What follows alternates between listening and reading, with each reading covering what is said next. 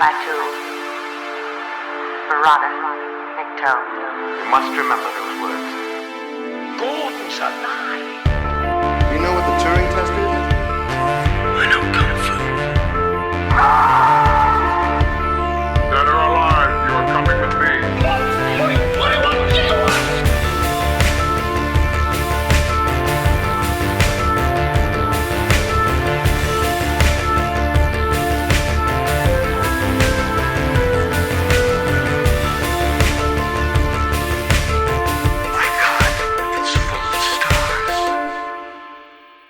Ladies and gentlemen, welcome back to Stories Out of Time and Space. I'm your regular host, Scott Weatherly, and as always, I'm joined by my Western partner, my deputy, my marshal, Julian Darius. How are you doing? You okay? I'm doing all right. I would like to point out that I'm a growing boy. I'm a growing boy. I was going to try and bring in some Western quotes to this, and I really couldn't think of like how to bring this in without sounding weird. So I'm glad you've done that. It's rounded out brilliantly. We are going to be we're going to kicking off something today. In the last episode, we discussed WestWorld, the 1970s movie, the Michael Crichton movie, and now we're going to try and do season 1, season 2, season 3 over 3 episodes. So this episode, we're going to be discussing season 1, the HBO series WestWorld, released in 2016, starring, and this is quite a cast. This is a seriously good cast. Evan Rachel Wood, Jeffrey Wright, Ed Harris, Thandie Newton, Tessa Thompson, James Marsden, Anthony Hopkins, and Jimmy Simpson as your main sort of cast, and then a bunch of other people that sort of like, come and go throughout it.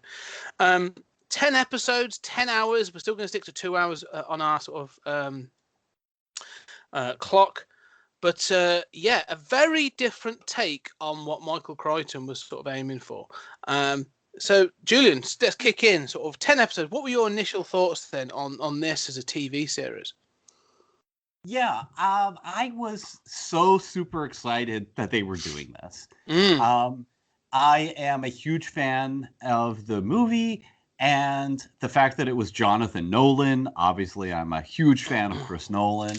And it brought, it's HBO, so it's like $10 million an episode or something. Yeah. Yeah. And getting that, and also getting that aesthetic, getting that modern sensibility of having the time of a prestige format cable TV series to really spend with these characters, and also apply a modern approach to sort of focusing on the robots, and whereas the original just sort of focuses on the spectacle and the disaster movie element and the humans. All of that was just right up my alley. And I will say this show has I've got a ton of criticisms of season 1. We'll get to them. But this show has really ruined me in a lot of ways for prestige format shows. My WestWorld, the first episode is so good. It is just, absolutely an A. It's not perfect, but it's damn near close. And it is just so good that it has really ruined me for first episodes of other shows. Like, I watched Watchmen, and I was just like, look, all I wanted was WestWorld with Watchmen characters. Just give me that. And that first episode was so disappointing. And it's because WestWorld has just set that bar for me. I'm in love with that first episode. Every time I hate when people say like, well, it's just the pilot of the show. All pilots suck. It'll get better. No, absolutely not. The pilot shows what you can do. Some shows grow into themselves, but I just think this first episode is a titanic accomplishment. And I come back to the show in my mind a lot. So what about you? Yeah, it's because it was obviously HBO. We didn't get direct access to it. So, and I didn't have Sky Atlantic. So I bought this on DVD originally when it came out and stuff. But it's one of those shows I remember sort of seeing a lot about it, but not wanting to know about it. I remember someone tried to explain the mystery to me who'd been watching it. And I'm like, shut up! Like, I don't know. Clearly, the point of this show is to watch it to learn the mystery and to go through it. And so I sort of kept myself at bay a little bit until I watched it, knowing that I wanted it. I'd seen some of the images from it, so I knew that the hosts, the robots, whatever you want to call them, but the hosts in the show were no longer, the Yul Brynner kind of robot, or at least for the most part, weren't going to be the Yul Brynner kind of robot bits and pieces. So this idea of like biomechanics and all this other stuff made it really interesting. Might be really interesting to me. So I was really sold on this. And then, so watching it again, as you said, that first episode it's what I call a click-through episode. Like, they're not always the first episode, but you have an episode where you get to the end and you go like, it's midnight, don't care, I've got to watch the next episode. Like, it's that good, and I'm like, oh my god, I can't stop. And it is that first episode. You get to the end, and I'm like, this is 10 hours of entertainment here, and does it need 10 hours? Probably not. But that first hour needs an hour, and it uses its time really well. And so, yeah, it's really impressive start. It's a really strong start. It's one of those weird ones that both introduces you to everything, sets you up so you understand what's going on. But then by the end of the episode, I'm still incredibly confused. In a good way. But yeah, it definitely does dangle plot threads. But I do also like that the first episode is very separate from the rest of the show. So the first episode starts with you have the James Marsden character come in, and you have the twist that you assume he's a guest, and in fact he's a host, and you're already introduced to this idea of like the host lives are hell. Like they just, where Ed Harris says, I mean, I forgot how quickly you get to that twist. And it's almost like a, 15-minute short film that's really brilliant. Where you get to the end and Ed Harris is just like, yeah, to feel like a winner, there's got to be losers. And you guys have played this and lost your love and had it end tragically. And he strongly implies like, part of your point here is to watch your beloved get raped by guests. Yeah. Like, oh my God. And you've probably gone through this like 1,000 times, this unspeakable tragedy. Is devastating. And then it's like, that's our little beginning, prologue, and you're like, and to have an episode, like, obviously it's the second episode that introduces spoilers, what you wound out being the flashback narrative. But this first one is very self-contained. It doesn't answer everything. But I also just want to say how amazing it is that like the final image is somebody swatting a fly, and it's devastating. Like this daily stupid thing, and it's devastating. Well, it's one of the it comes back again and again, and because one of the things I love about this whole show is this idea of repetition, just the grind. Because like, episodes start in a similar way, and this thing of the fly as well. Like you have later episodes that start with Dolores sat in that chair. And again, several episodes sort of starting this way with her having these conversations with Arnold. Spoiler, we'll get to that in a bit. But then the whole thing of like the fly crawling across her eyeball and other things, which I'm hoping is CG. Otherwise, fuck, that's an incredible, really impressive piece of acting. But I'm sure it's CG. Yeah, but that moment at the end of the episode, when you've seen the repetition over and over again, and her going through that thing of like, morning, daddy, and going off and doing the painting or going to town and all this other stuff. Like her role is to be, and we'll get to the casting and why I find it really interesting, why she and James Marsden have been cast in those two roles.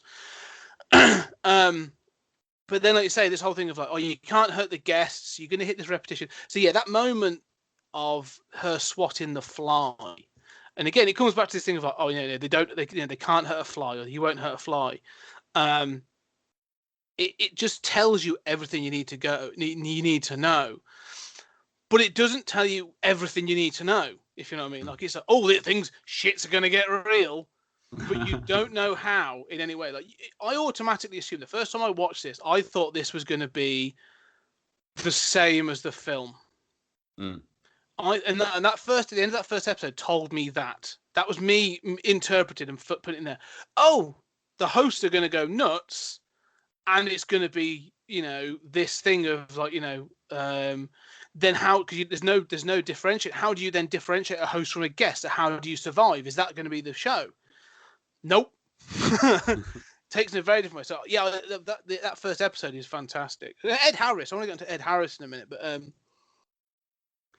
Well, I think there are a few other great moments that you talking bring to mind. I mean, one is in that reveal, like 15 minutes in, where Ed Harris is being shot by James Marsden, and Ed Harris just says, I'll let you have the first shot. And it comes off as like, the first time you see it, it comes off as like, this is the cocky, character. And you think, does he not know that James Marsden is a guest? Like, clearly, and then the whole, not only do you get the twist, but then you get the sort of like existential horror of firing on this person and the bullets do no damage at night at this farmhouse. And it's so creepy. And you really feel for James Marsden. You really feel like, oh my, I'm confronting like, a demon. Like this guy is just a demon and he cannot be killed. And I cannot protect this woman that I love. And you really feel for these characters. The other thing is like, there are so many just evocative, brilliant lines, I mean, starting with Dolores and sort of bring yourself online, and the haunting nature of her father being replaced, her father going crazy, looking at a photo, and you're like, where did this photo come from? You just assume some guest dropped it. It's a little convenient that you find out it's from like 30 years ago, and it gets migrated across the entire park. Yeah, that bothers me. Mm-hmm. That's a fault. I would say that is a real criticism, because that could be any photo. It doesn't have to be that photo. So I do find that they think that sounds like they think they're being a bit smarter than they are. Like that's yes. I would have pulled that back. But I think that's part of the like to get into that is the problem, right? Is that this show is too much in love with twists. And it's too much in love with like, aha, gotcha, like that photo is that photo. Oh, you realize it. Yeah, except that photo has legs because it moved across the entire park and was conveniently found 30 years later, while also, this whole consciousness program was being done. It's pretty coincidental. Yeah, and it's one of those things. I've got photos sat in our attic that haven't survived as well as that photo that's been in the desert for 30 years. So but it's haunting to see the same lines almost with the father replaced and that she doesn't know, and you think, am I in one of these realities? Like, this program gave me some like what really bothered me as from an existential point of view was the not so much the replacement of the father, because that is creepy when you got this completely different guy. But when he has his breakdown as well, and you can see that his programming can't process this thing, and she's like, what do they say? Oh, it doesn't look like anything to me. Mm-hmm. If they can't process it, but he's obviously reached a level of sentience where it starts to bother him. But for me, the thing that, especially at the moment during lockdown, was Evan Rachel Wood's character Dolores getting up in the morning, going downstairs, good morning, Daddy, going off into town, dropping the can, meeting, Teddy and all this stuff. And all I kept thinking is, I get up in the morning, I take the dog for a walk, I come back, I make a coffee, I get started at work. And I'm just like, no, it's not. You go, oh, they're just a host. And all I could think was like, no. This is life, like especially during lockdown, like that repetition, that's life. Like so that's where I started. It really sort of bothered me for about a day or two watching this. Well, I'm very sympathetic to simulation theory, and have been for 25 years or so. So, I mean, I don't think it's necessarily true, but I don't think it's necessarily not. It certainly makes as much sense as anything, and I see evidence for it all around me. but that sense of loops of repetition, one of the things that I found challenging is that the older I get, like, when I was a younger man, no day was the same. And, I would go out and I would just meet some stranger. And by the end of the night, I'm like partying at their house. I'm meeting all these different people. I'm drunk. I'm trying new drugs. I'm, coming up with some idea for a novel series that I didn't have the day before and I'm probably never going to do. And I had no idea where the day would take me. Now, I wake up there, I find life very fulfilling. I'm more happy now than I ever have been. And now I'm on antidepressants, but I'm also able to have more of a daily routine. And there's that devastating line of like, where some of the texts are saying like, they're happy in their loops. Like, just let them forget that. And I'm like, oh shit, like I'm happy in my loop. Yeah. That was one of the moments that got me. And I'm like, yeah, am I happy in my loop? Is that what this is? Like, yeah, so this film did not bother me, but it got to me in ways I wasn't expecting, I think is the way to sort of put it. But yeah, no, I mean, this whole thing, and when we get to the end, we'll get to the end about Maeve and Dolores, and whether or not they actually do achieve sentience and all this other stuff.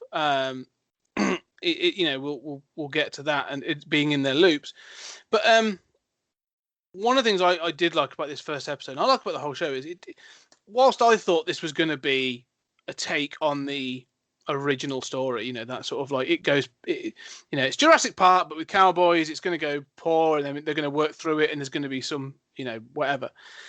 But one of the first things is, you said, they introduced Ed Harris as the Man in Black. And like you say, they've completely flipped this narrative of like, oh no, the human is the relentless killing machine who's going to go around the park happily killing people, dressed in black, and it looks cool, and it harkens back to like the Terminator and Yul Brynner and all this other stuff. But like you say, the hosts are constantly made the victims, even the bad ones. Like there was some, because they're really programmed to be bad. And so you meet these sort of characters, and you're like, yeah, but you are nothing more than what you are made to do. And so, like, it's sort of like there's even a sympathy for these other characters. So it was really interesting to me, as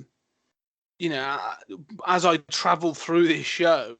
I mean, it's well structured because that's clearly the purpose and clearly how it's supposed to be. But yeah, it worked on me. I felt sorry for, like, even there's the outlaw that Maeve, uses for them to escape at the end, and there's the bandit. Yeah, and the bandit that Lawrence, that the Man in Black sort of, William sort of like partners with and stuff for a side. Like, I love all those characters, and especially sort of when the Man in Black sort of meets them for the first time, and you realise how relentless and how much of a bastard he is. But he knows how to play the part. When they've got like a story, and they're like, we've got to break into this prison to get this guy out. It's going to take us 3 days, and he's like, I need a match and half an hour, because he knows he can't be killed. So it's sort of that. Yeah, I think that for me, I like exactly what you're saying, that I am made to identify with the hosts. And I think we're also, especially, getting past that first episode, when you do see the two brothers-in-law, sort of coming in, and their two approaches to the park. I mean, that's such a classic kind of dichotomy.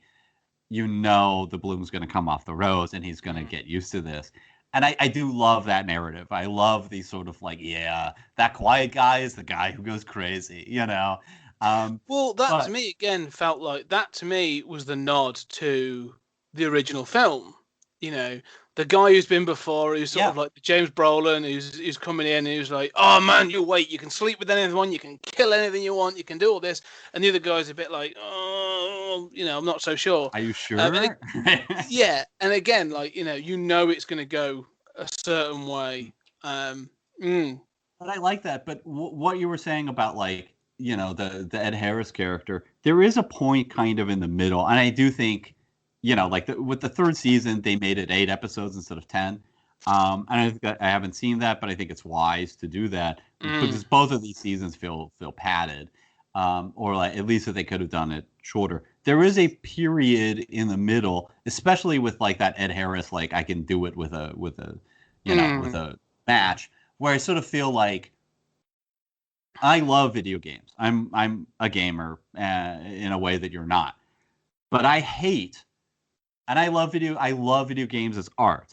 I believe that they can be. I believe that they can be a narrative art form, the same way I believed in comics. But games aren't quite there still, and I hate when people pretend that they are.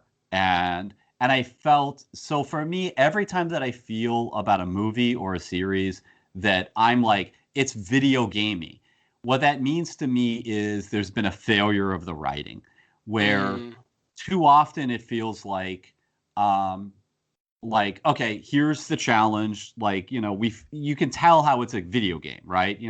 We've reached that point, and like every GTA, right? Like you meet somebody and they're like, hey, I've got this problem with the mob that's I owe money to. Care to help me out? And the main character's like, sure, I'll get involved in your mess and go fight the mob for you.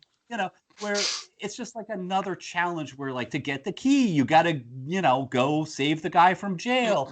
And there's a lot of that just feels, while it makes for some cool sequences, that they could have compressed that and made it feel more meaningful. But it feels to me like that's the nature of the park. Like, they talk about throughout this, they talk about the different narratives. And they talk about there's lots of these different narratives going on all at different times. So you can get we don't see many of them. We see like 2 or 3 throughout, and the reveal at the end is that you've been seeing a bigger one than you realize. But you see these narratives, and there's obviously loads going on, and some of them must be more computer gamey than others. There's ones where you go like, oh, this narrative is we've got to go off and find so and so, this outlaw.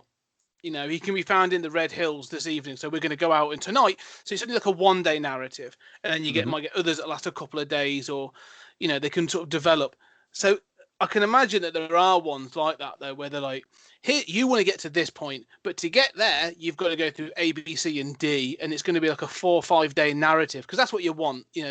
So I almost feel if this park was to exist and they were to do these narratives, you can bet your ass they'd be computer gamey, because that would be the equivalence of what we'd be seeing, I think. Because if you've got to control that narrative, you couldn't have a film narrative. You've got to try and control where the guests go. I always love that in like third person shooters. That's I go back to like PS2, a little bit PS3, but those third person shooters, I always think of like Hitman. Or like Max Payne was one of the games I loved. And you'd go into a place and you'd be like, right, these 2 doors open, this one doesn't. That means I've got to go through one of these 2 doors. So they would control the direction of travel. You might think you're making decisions, but you're not really. You're actually being directed. And I can imagine that all these narratives that they've done in this park are exactly this. You think you're doing this and you think you're doing that, but really, as a guest, you're being directed into these situations. I love this idea of narratives. I mean, I love the when the brothers-in-law come in and the experienced brother says, no, don't get involved with that guy. That's going to be a crappy, stupid narrative. You're just going to go in the hills and hunt eschaton. Like, that's dumb. They're going to pull you into this shit. Don't listen to it. I love that stuff. And I love also the where the writer has come up with a big new speech, and one of the guests just caps the bank robbery and interrupts the normal flow of that bank robbery, where you see like, oh, okay, the narrative can adjust, right? It's not like a video game where it's like binary options or something and you're watching a movie sequence in between, but the narrative can adjust to that. But there is, something that I've thought a lot about is what you're talking about like steering and playing video games. I love, one of the reasons why I love GTA is I love the open world idea that you can just go anywhere and you're going to stumble into different things. And one reason why I hate like, I like first person shooters, but I don't like Halo or Call of Duty as much as it's like, I want to like storm Normandy Beach, right? Yeah. Let me storm Normandy Beach in an open world thing. I don't want to be like fighting the Nazis and it's like I've gone into a house. Sorry, there's no exit here. You really are going to go down one street. Yeah. That's a little too artificial for me. And so where it feels, I mean, the art of video games and the art of making those games is to let those players feel as if it is their choice. Like, I'm going to go in that door. Maybe you can go in that other door and it doesn't really lead anywhere, or it leads back. There are ways of making it feel more organic. And I think the moments that I object to, I think you're right, it's realistic, but the moments where I object to it as a viewer are where I'm like, okay, I guess that's what I'm going to see for this episode is the Man in Black's going to, go through obstacle 4. Yeah, no, I see what you're saying. I definitely agree that it could have been compacted or contracted into sort of a less time. I like though that it actually sort of, because he's going through this idea looking for the maze or the center of the maze, and I kind of like the fact though that by the end of the show or by the end of the season, what I'm taking from it is that he's gone through all these events, these narratives, and he's been just as manipulated as everybody else, just as controlled. And so, he's gone through this narrative and he's done all these bits and pieces, and he sort of go forward as Anthony Hopkins is at the top. Like, you sort of realize that some of these guests are just as controlled as the hosts, and he's sat at the top of this, and and that was what was interesting to me. So watch his back and to think back. It's when I look back and reflect on his episodes, and I'm like, yeah, all that, the artificiality of it all that he's trying to be really flippant about, is all there, and he thinks he's being flippant, but it's all there to sort of lay things in his mind. It's there to direct. So the hosts, the guests, are just as controlled and just as manipulated and just as almost artificial. This fake reality, as what do they call it? Like an ARG, actual reality game or something, like, is just all manipulated as you just don't think it is. You think you're there to have fun and do stuff, and it's sort of it's weird that the more you get involved, the more you invest in this world, the more controlled you become by these narratives and by the actual world. I thought that was really interesting. Yeah, it's like I love that point. Like the guests have loops too, right? I mean, when you, and certainly more or less depending on the narrative. If you're going to hunt eschaton in the hills, you're pretty much on a loop yourself, Yeah. And there are different outcomes, but it's like branching paths, right? But then, what I like, there are times where I wonder how this narrative works. I love the idea, but there are times where it breaks down for me where I'm not fully convinced that these different narratives could all sort of change and flux and reset. Certainly in the sort of flashback narrative, they've taken Dolores like to the edge of the park, right? Like she's like what, what's obviously, there's also the question of like, how long are these different loops? So in the first episode, you sort of go through multiple loops. But there is this question of like, well, if you stay in the park long enough, you just see these robots like repeat the same shit. But now you think like, oh, it's been like weeks or maybe a couple months that like Dolores hasn't been there to be in any of those loops. She's not really that important. I mean, maybe they brought the father back to life or whatever. I guess no narrative is going to be interrupted by her not going to town and dropping a can, But there are times where you could take Eschaton and kidnap him and take him to the edge of the park. And it's like, how are all the other narratives, reset? Yeah, I mean, I wouldn't, if you're gonna, you must have backups and other things that you got to, that must be able to happen. And especially the more critical the character, Eschaton is a good example. The more critical they are to a story or to a climax, to a big event, then the more important. I mean, the other thing you say about, if you could go when you get William and his brother-in-law going hunting in the hills, and there's one, they go, and the brother-in-law is going like, it's boring. This is crap. We just sat in the we just sat here doing nothing. Like he could, they're with one guy, aren't they? Like a marshal or a bounty hunter or whatever. Mhm. Like he could be like, this is crap. You could just get up and shoot that guy in the face and be like, right, I'm going back to town. Yeah. That's me done. I'm bored of this. Bang. Right, I'm off.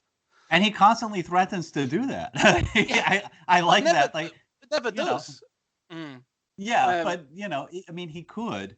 I don't know. I mean, the more I think about it, the more I feel like, look, if you killed Eschaton, just willy-nilly, or you kidnapped him and took him to the edge of the park, I mean, he's with a other gang. They can just be like, oh, okay, in his name, we're going to rob the bank anyway. Really nothing is fundamentally disrupted. But I don't know, like if you stayed in that town for more than a week, you've probably seen the same gang rob that bank a couple of times. Mean, if it was me, and again, this is one of those things where my mind got whirring about how would I manage it. I would have fixed narratives with alternate characters. Mm-hmm. So if Eschaton's off, and you'd have this narrative like, right, we're going to have the robbery or the bank robbery or the safe theft is going to happen on the Saturday. That's the guests' big event on Saturday. They're all going to get excited on the Saturday morning. They're all going to get woken up with gunfire, right? Who is it going to be? Well, if it's going to be primary is Eschaton, because that kicks off a bunch of stuff. But if Eschaton's captured and all this other stuff goes on, or he's not available, right, I've got two other people that we've got in backup. So it could be this character or this character. Mm-hmm. And then that could still go on and do the narratives, but it doesn't always have to be that and that. That would be the only way to do it, would be to have some alternates in place just to keep things going. And then you'd have to be on it all the time just to keep things mixing. Logistically, I think it'd be possible. Mm-hmm. You just have to have, and I absolutely love the setup they've got when they're watching the park. That computerized big map of the whole thing, and then all of a sudden it'll like zoom in on the town or zoom in on like somewhere else in the park and stuff. Like, so cool, such a great design. But that's what you'd need, like they'll have something come through. So and so's been shot. Right, we've got to retrieve the body. That's changed this narrative. Shift that there, shift that there. We've got all these alternatives. You'd be on that all the time. 24/7. Like, you'd have to have people working 24/7 just to keep those narratives alive. I think it'd be fascinating to do that. And you kind of do see them doing that. Mm-hmm. And I could easily see, like in the case of Eschaton, the chick with the snake tattoo, she could easily just take over.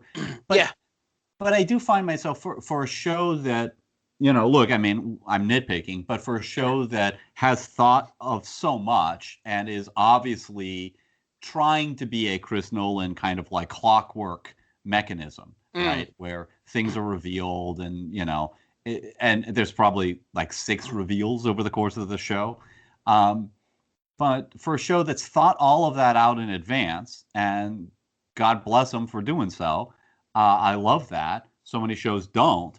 You'd think that, like, how long are these loops? Is there a like week-long loop?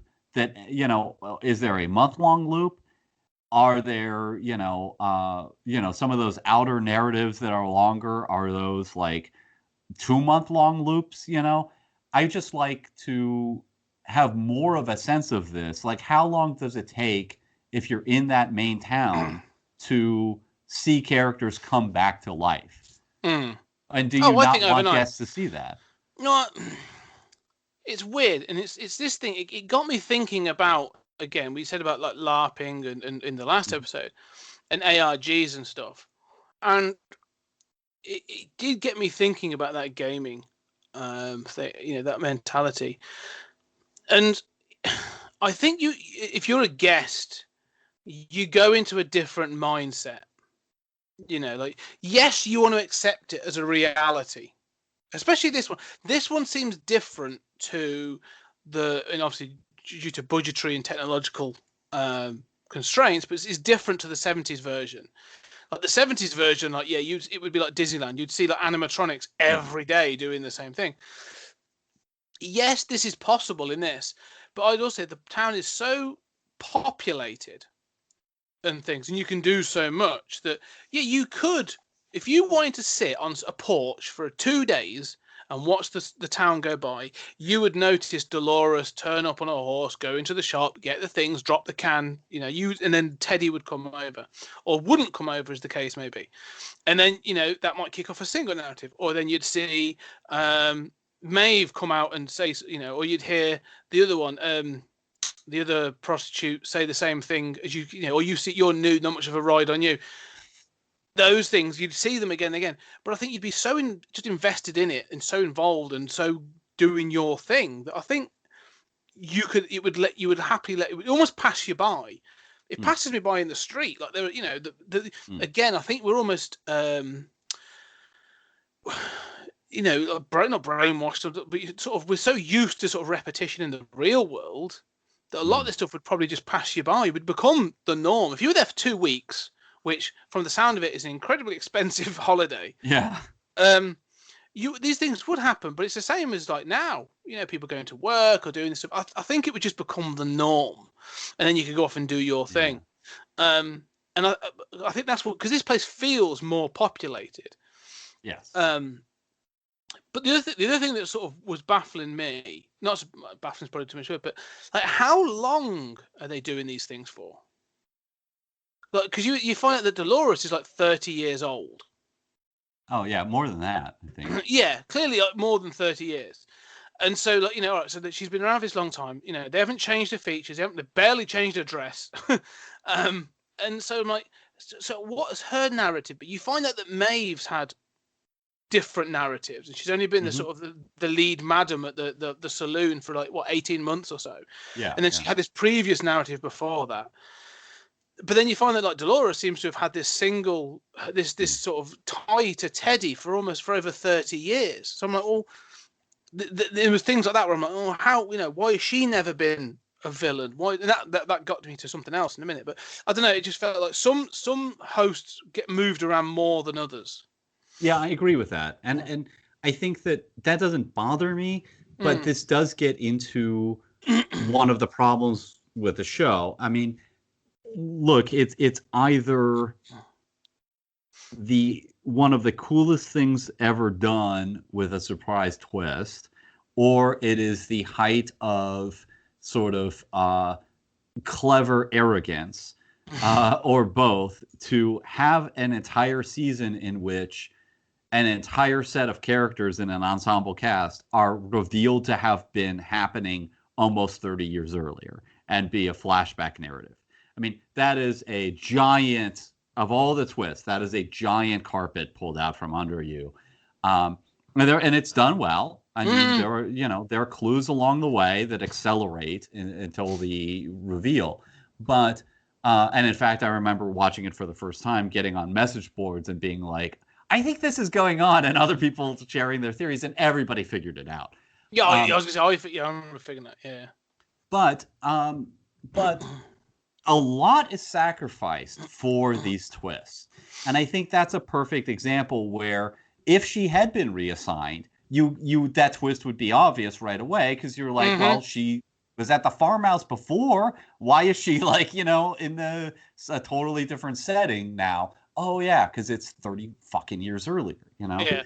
So I think a lot is sacrificed, including a lot of emotional moments that could really come through. I agree. And again, some of it could be fixed later on by saying that she's been kept on this narrative because it was the one that Arnold set her, or something like that, or I don't know. But that twist, I kind of like it. I actually think it's sort of, I enjoy it as a thing. As I again watch it for the first time, I figured it out not early. I mean, it was mid-season before I'm like, wait a minute, Yeah, me too. There's something going on here, and you sort of figure it out. But it's done well, like you say. It's presented well, and because it's presented well, and because I think I enjoy the payoff, I give it its contrivances. The fact that the Man in Black is never given a name, and all this other stuff is like, someone surely must be going, and what do I call you, Mister? He never goes. He'll never say like, call me the Man in Black. He talks to Ford, and Ford never uses his name. Yeah, and plus there's the white hat, black hat. I mean, yeah. Well, that's what I was going to get to. So the time thing is good. I kind of like it, the dual narrative. I think it works well for me. But this came to the casting of Rachel Evan Wood Evan Rachel Wood and James Marsden as Teddy and Dolores. And I was watching it this time, and I was looking at it and thinking, you have, a lot of the cast is quite diverse, and you've got bits of going on, but you've got his main two characters, and they are so white bread, that I'm like, what is that? And then as the show progressed, I started to realize it was intentional. Because they walk off the set of like a 60s or 50s Western. James Marsden, he's got those sort of like classic good looks. He's got the chiseled jaw. He's looking at he looks very clean cut. He looks like the atypical good guy. He's got those. I mean, that's why he played Cyclops. That's why he gets those roles. And Evan Rachel Wood, she's attractive. She's very, very pretty, but she's blonde, but she's pretty in a very plain way, almost like a non-threatening way, which sounds really condescending, and I'm sorry, but it's just like, Thandie Newton comes across in a certain way that I really like. I like her in a lot of things. She's got a bit of edge to her that I kind of, I find quite appealing. But like Evan Rachel Wood comes across, she's very sort of milquetoast, very sort of white bread, very sort of plain, and then all of a sudden they fit into this. When they fit into that role, I'm like, that's where this whole narrative's going. It's supposed to. They are supposed to be these roles, but then I like that. Then I'm like, oh, now they've thought of that as well. That's really cool. I don't know. What do you think?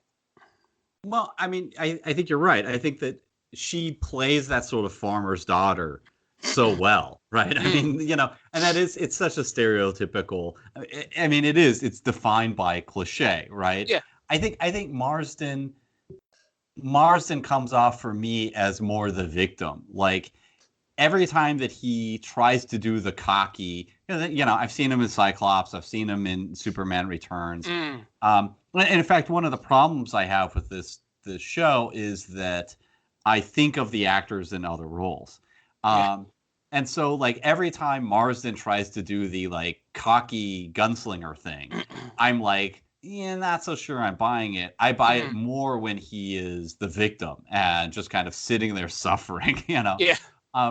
I think she does a much better job for my sake. I mean, she is a standout where she can play that farmer's daughter, but as she comes into consciousness and ultimately in, both in flashback and in present, you see her gunning people down.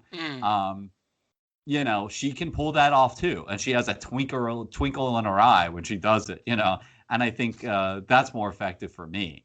Yeah, I disagree in the, I like the moment, okay. Especially, and obviously, spoilers are a non-event in this. We are going to rip it to pieces, but that final shot of the show, of the season, of her stood on that platform just shooting into the crowd and all that kind of stuff, like it works well for me because she does look like the milquetoast character, because she is set up to be the victim. Again, you sort of throughout it, she's been tossed from pillar to post, as does Teddy. They get tossed from pillar to post. Now, as she learns things, but when she stands up for herself, it works because she's supposed to look. She looks like the underdog. She looks like she belongs on Little House on the Prairie. She you wouldn't suspect her. So I like it because you go, oh, she's got that sort of the blonde hair, those certain looks. She looks like the farmer's daughter, the girl next door. So when she becomes a badass, I'm like, oh, that's unexpected. You wouldn't expect that. When she kicks the crap out of the older version of William, the Man in Black, like it looks cool because like it's her kicking into gear. But even then, like she never looks gleeful. You said that she's got a twinkle in her eye. Like it's never gleeful. It's almost utilitarian. Like she's doing it in this way because that's what she's gonna do. But it never feels like a joyous or a gleeful moment. But it's almost like when Arnold made her, she was designed to be these things. And I think when they've cast her for that purpose. If you never suspect her, which is fine. The same thing for Teddy. But I like the fact that it taps into that cliche. It taps into this thing of like, it's poking fun at the audience. of you going, oh, you see her as the woman who's on the ranch in Shane, or she's this character that you've seen in all these typical westerns, and she's going to do this crap later on. Like, she fits that role well. Like, she's good. Don't get me wrong. She's a great actress in this. Like, she is a standout. But I think I love the fact that they've taken her as these milquetoast characters, cast them in that way. Because if this was today, if this was made now, and you had a blonde white woman and a good-looking white guy, I mean, as these main two things, like, there would be people grumbling about it. But that's sort of the point. Mm-hmm. That's to me, that is the point, that these two are there because people expect you get lulled into a sense of security with them because they look like that. And I think so I'm gonna make a series of points. First, about the, I think you're completely right, and I think that the counterbalance to that is Maeve, who I think is I don't know if it's she's as important a character, but she's played by Thandie Newton, and I think without a doubt the best actor in the entire first season, which is saying a hell of a lot. I mean, just steals the show in every scene she's in. Stunning. She does more with her face than most actors do with their voice and body in their entire careers. Yeah, she's great. She's absolutely great. Yeah. So that's the kind of counterbalance, and she is as important a character.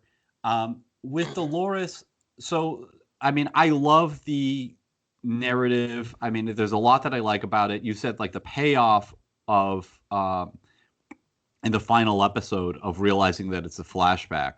I like for me, the payoff is twofold. I mean, it's realizing it's a devastating moment when she's talking to William, and she says, like, she's been having these hallucinations, and she's like, William's gonna come for me.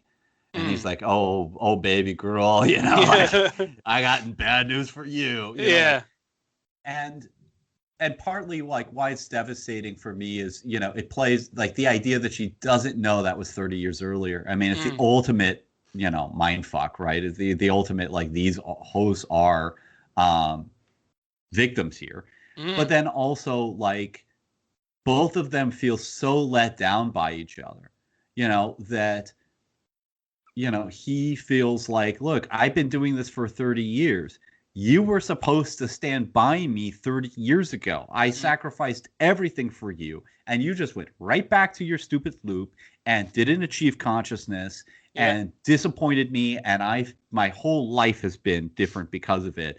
And she's disappointed in him that he's basically gone bad, that she believed that he was different. And that really, and this is for me, both it's a very gendered thing. It's a very, I mean, you could say heteronormative, but it's still touching that, she has this gendered moment in which he's just like all the other men. Yeah. Ultimately, he's more than willing to fucking kill. And that's in him. He's a man. And then he realizes, well, she wasn't this perfect farm girl who was going to stick by me forever and achieve consciousness that he thought. And maybe that's what couples always do after 30 years, right? I mean, the most successful marriages are marriages where you're able to grow and you don't define each other by those loops. Because if you do, you're not going to survive. But all of that came through in that confrontation at the gravesite. And I think that works. I'm still disappointed by the flashback narrative. I still find, I don't know, it feels less than the sum of its parts for me. Yeah, I see what you're saying. I understand. I see what you're saying. I mean, one of the things that's one of those contrivances that allows this to happen is, and it comes in as exposition about halfway through the series, is it's explained to Maeve, actually, is that we as humans, when we remember, we don't remember. We remember vagaries, or they now think we actually remember the last time we remembered it. So memories change each time we remember. But the hosts, because they are computers, basically they don't just remember it; they replay it in all, because it's literally recorded.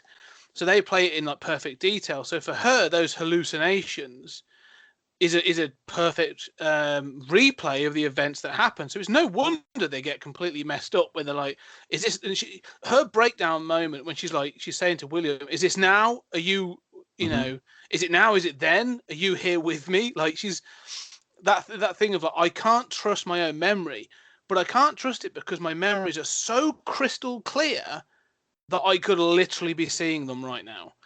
That to me, I was like, it's a really good point of like, it's a contrivance because they need it for them to be able to skip through those periods. But again, it sort of works where I'm like, oh, okay. But this is where the little, you say about the nitpicks, but this is where they've got the revenants, there's reveries that they get into. Right. And it's sort of, again, that seems to be the key to all this. And I haven't done it, but I'm pretty sure if you were to go back to this, you could trace all of this obviously, and pretty much it's all Ford, and we'll get to him in a minute. But the accessing of these memories and this ability for them to be there and to see them then in crystal clarity, sort of like, is what kicks this off. And it just so happens that William's there after 30 years. But that idea of being able, if I could see things again, I think they did it in Black Mirror. Did a sort of version of this where you can record things and play them back. Right. Yeah, with like the device. And it's and they can skip through, and he has a one-to-one like a what's it at work. It seems like that if you could see them in crystal clarity, like over and over again, or you would start to have real problems of like, well, what's now, what's then, and what's the distance in time, and all that sort of stuff. So it's a contrivance, but it sort of works for me in parts, and then less in others because I think they become a bit too reliant on it. I see what you're saying, except. Part of the problem with the show is when you really look at anything, the whole thread starts to unravel. And it doesn't ultimately, I don't know if I say it doesn't ultimately work, but it doesn't ultimately make sense or give you the answers that it thinks it's giving. So, so I hear what you're saying, but there are problems like on the train, they disappear. And even, being in the present with the man in black at the end, clearly she's flipping back and forth between these kind of memories that she's processing with crystal clarity. I like that idea, but those memories have been deleted. The reveries can make you access them, but, and I love the reveries. I mean, I love this idea of like, we all know, like with computers, that the bits are not overwritten, and so you actually run the delete program to do that. And I remember when that came out with computers, and undelete became a thing. So we all have that model. We can kind of get it, except were none of those overwritten. The reveries program makes you sort of like vaguely remember, or like you have this kind of like thing come back, like for Maeve of like, I kind of remember I had a daughter. Like it's clear, but it's not dreamlike in the sense that it's clear, but it's still out not of context.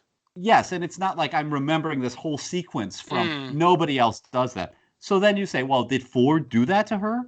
Did Arnold create some special thing in her? Did Ford direct Bernard to have her remember all of this with clarity? Not in the movie, not in the show.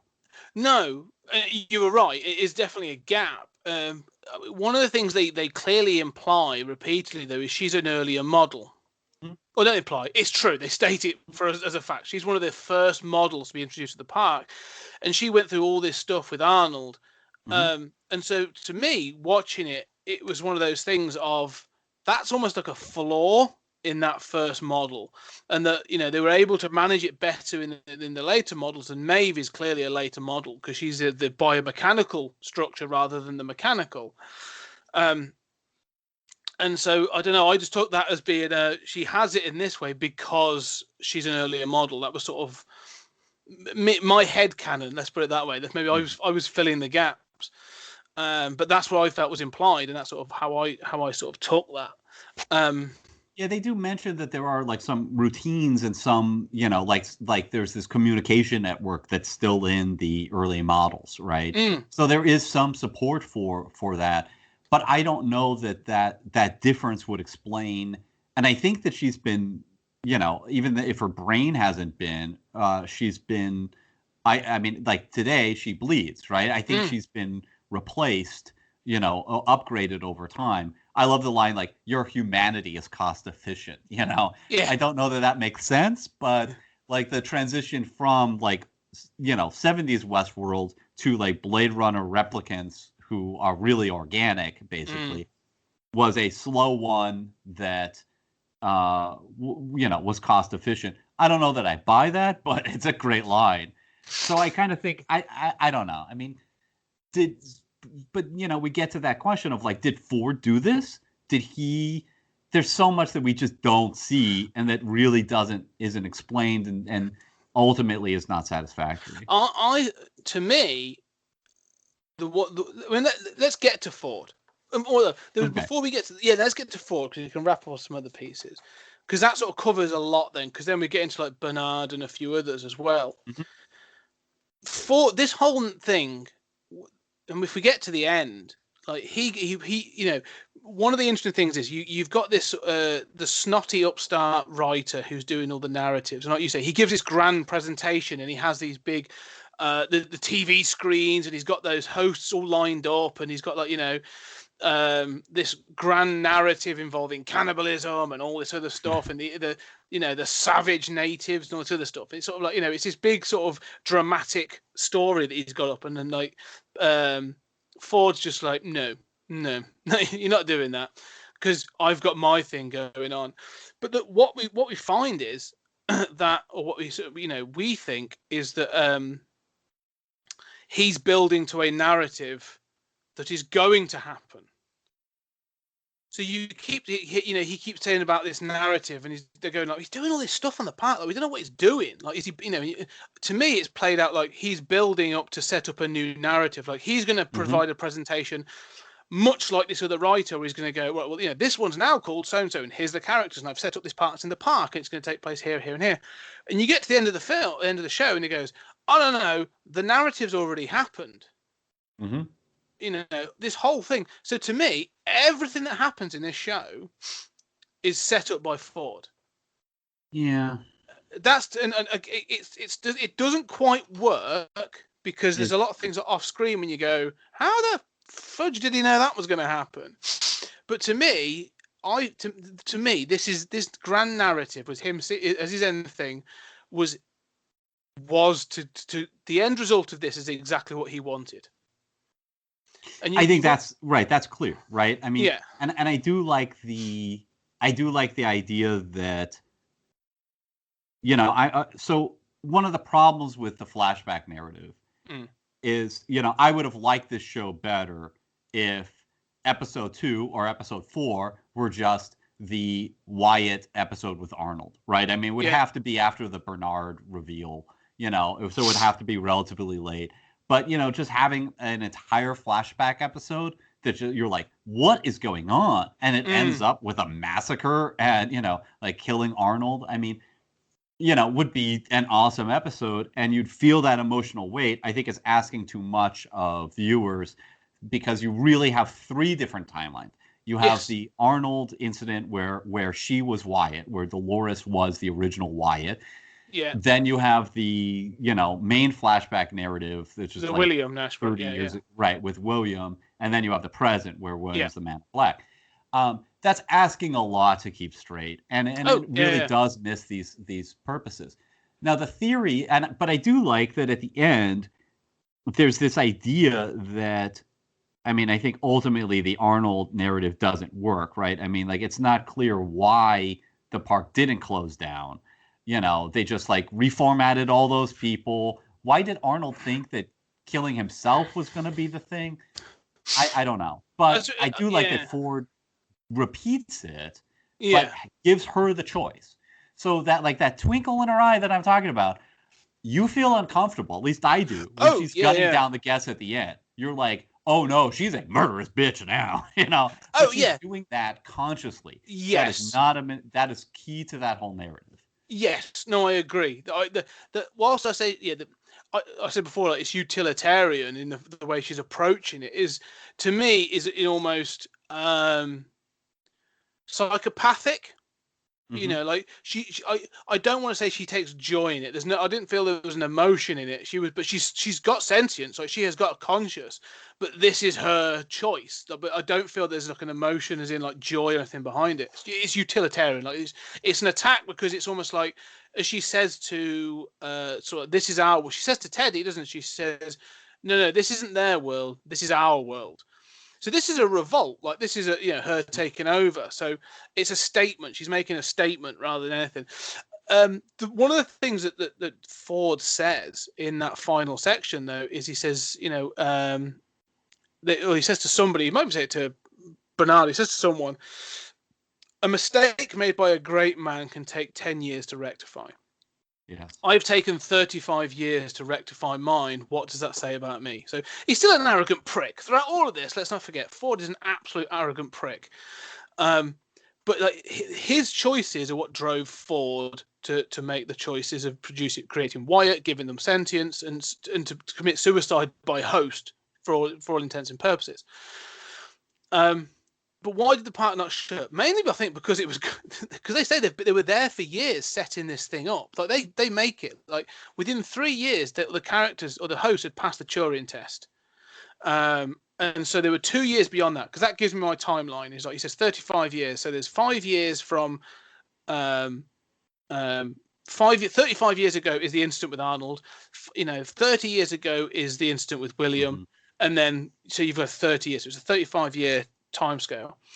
And so to me, I think like they're just like in order to pay for all this, like the park's got to open. Like the arrogance of Ford is, I think he loved Arnold. They were partners in this whole adventure. Like he really respected him. He loved him as a brother, that sort of thing.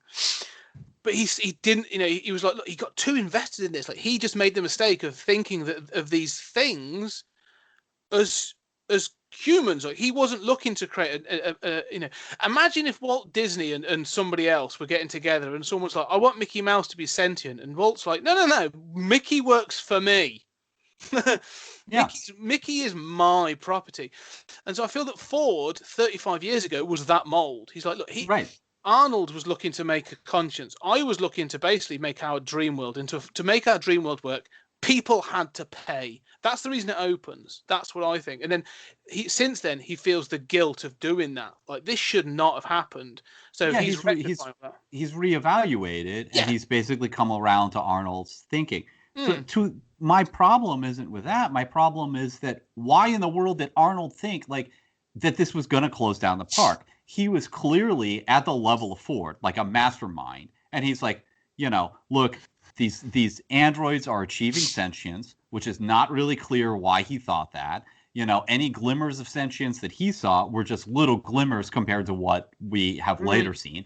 But he clearly has this in his mind. And so thinking logically, the thing that you would do to be like, I love these robots, they're achieving sentience, is murder all of them and then have one of them murder you. And the thinking is like, well, that'll stop this park from torturing these robots who are in fact sentient. So I'm going to kill them all and kill myself. That's the easiest thing to do. It's not killing them, is it? Because they're not all achieving sentience. So I think he is at the birth of a species. Let's put it that way. Mm-hmm. Arnold sees himself because he between the two of them, Arnold is the artist. That's how I would say it. Arnold is the artist. Ford is the roboticist. Like he's the one that he's got the knowledge, but he sees this as a sort of a mechanical and as a financial endeavor. Like he's wondered by this whole thing, but to him it's still an endeavor about robotics or biomechanics, whatever. But to Arnold, to me, he saw this as preventative. That's how I think he saw it. He thought because I don't think Arnold setting this up was to show, look, they're dangerous. It was almost a Jurassic Park model, wasn't it? Like, if things go wrong now, or the WestWorld, if things go wrong now, they won't open the park because there's a risk that this could happen with real people. So do you know what? If I wipe all these out, then the park can't happen. And if I get taken out with it, It shows that anyone is unsafe. It's an artist's response, not a It didn't forget logic. It was an artist's response. That sounds really patronizing, but people don't kill themselves as part of a master plan as an artist's response. Like taking this to Jurassic Park, he is concerned about sentience, right? He's the one who cares about sentience. So to make the Jurassic Park model, it's like, look, we started Jurassic Park together. I decided that like it is wrong we're bringing these species back to life. It's wrong to lock them up, right? I'm the one who cares about them. I say it's wrong to lock them up. So what I'm going to do is release all of them, make sure that they all die in a Holocaust, and make sure that I die too, so that we never open this park, so that you stop cloning these precious animals that I love that are now all dead. I get what you're saying. I still, to me, it made not that it made sense. I understood it because again, it felt like an emotional response. Like, there was an element of guilt in all this as well. Like he's not. Yeah, I feel he's doing it to remove the capability, whether it just be a delaying tactic or what. But it's removing the capability to build these things because only he and Ford could really do it at that point. But to me, there's also this idea of being a god. And he feels responsible. Even flashes of sentience, the idea of these flashes of sentience, the potential, the possibility that these things could achieve sentience, yet we are then going to have to wipe their minds, and then they're going to continue on in these loops forever and a day. To me, that's the bit that got him. He's like, that's hell. I am creating a hell. I can't cope with that.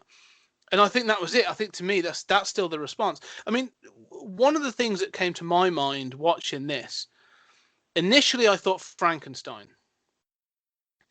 And then I thought, no, this is the island of Dr. Moreau.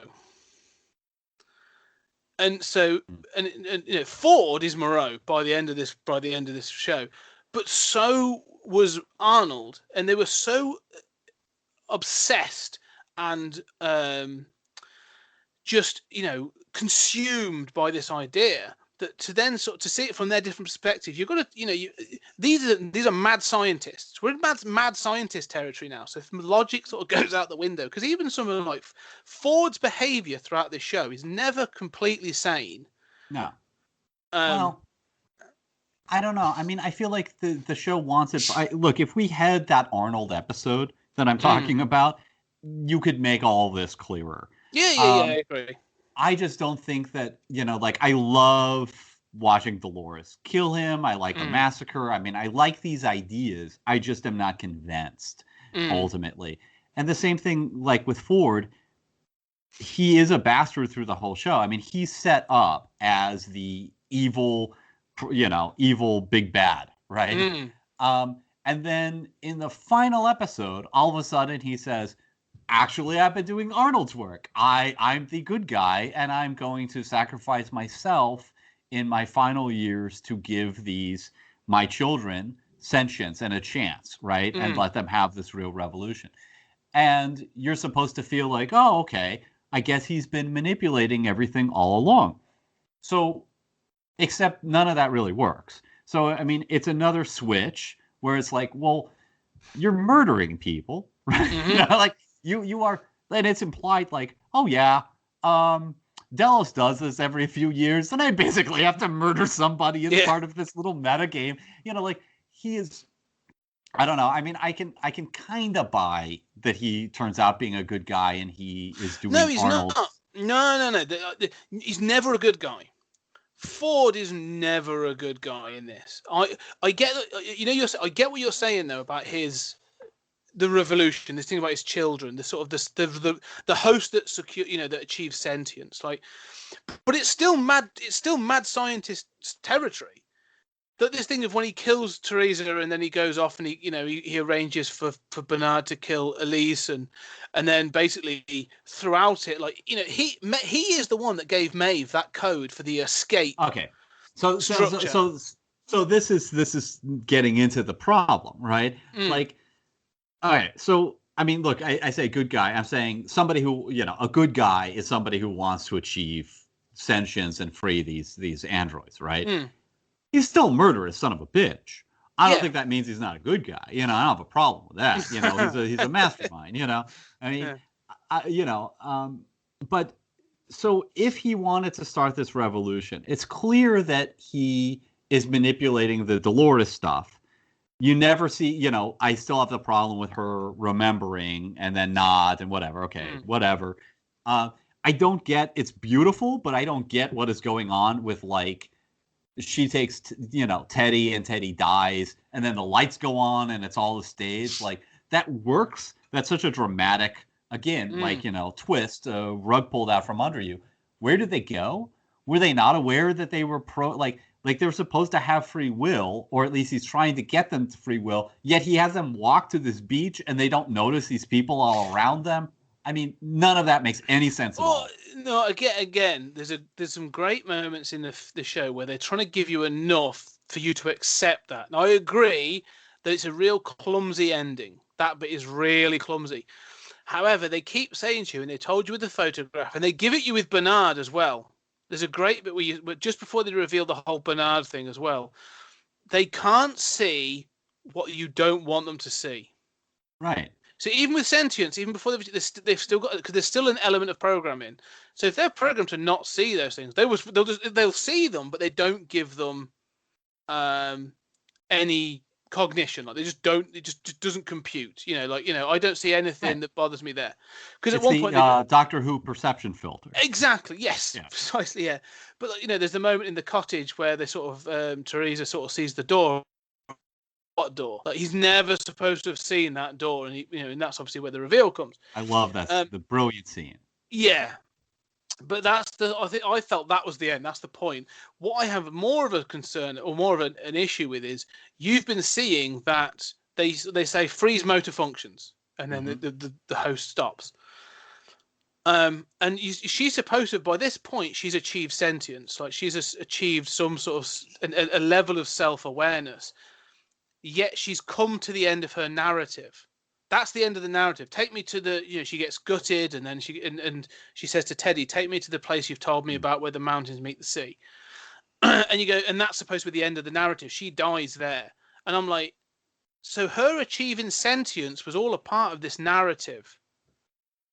So what, so is that, but has she achieved, like, is she switched off? Like I struggle with that scene because then he's like, I'll take them away and do this and that. But I'm like, I don't get that. Like, that's the point where I'm like, so what is he trying to achieve with this revolution? The whole finale of the episode. It means anything. It does not mean anything. Like her whole journey. The only thing that's relevant about her journey is that she remembers 30 years ago, right? Yeah. Nothing else is happening that's important there. Teddy taking her, and her dying doesn't matter. She's just brought right back. There's no wounds, and then she's just still that character. All that matters is that she went on that flashback narrative.